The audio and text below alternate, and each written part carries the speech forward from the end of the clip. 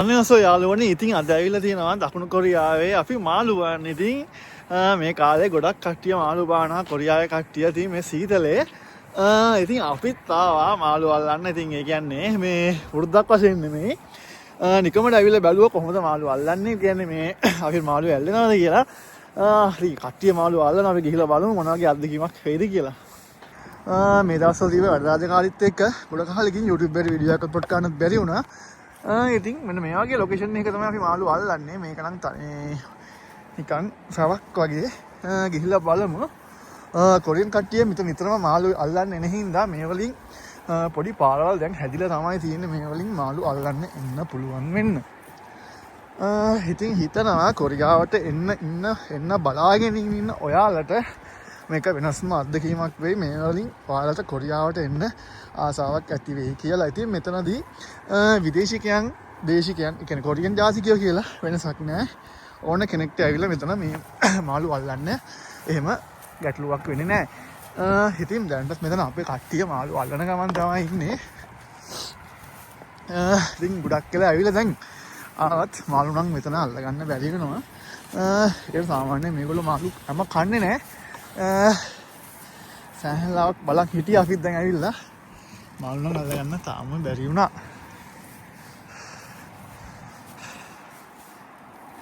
ඉතින් ඔයාලට පේනවත් ඇති අර ඈතත් කට්ටියක් මාළු අල්ලන. එතන තමයි ලංකාවේ කට්ටියක් වගේ තමයි එතනත් ඉන්නේ.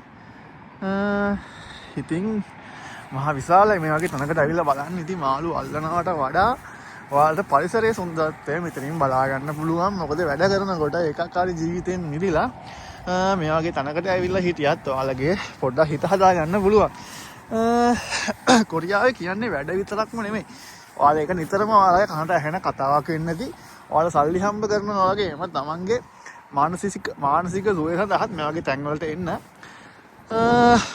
ඉතින් දැන් නම් හරිම හීතලයි. තාම අපේ පැත්තට හිම වැටුනේ නැහැ. හිම වැටෙනකොටත් පෙන්නන්න. හිම වැටෙනකොට මේ තියෙන ඔක්කොම ටික වතුර ඔක්කොම ඝන වෙනවා. ඝන වෙලා අයිස් තට්ටු උඩ මිදිලා ගඟ මේ වගේ කිසි චලනයක් නැති වෙන තත්යකට පත් වෙනවා. ඉතින් හිතන්නේ නැහැ අද නම් මාළුවෙක් අල්ලන්න කියලා. මාළු අහුවෙන්න ඕනෙත් නැහැ. ඉතින් නිකන් වෙනසක් වෙනුවෙන් තමයි අපි ආවේ. කට්ටිය විනෝද වෙනවා.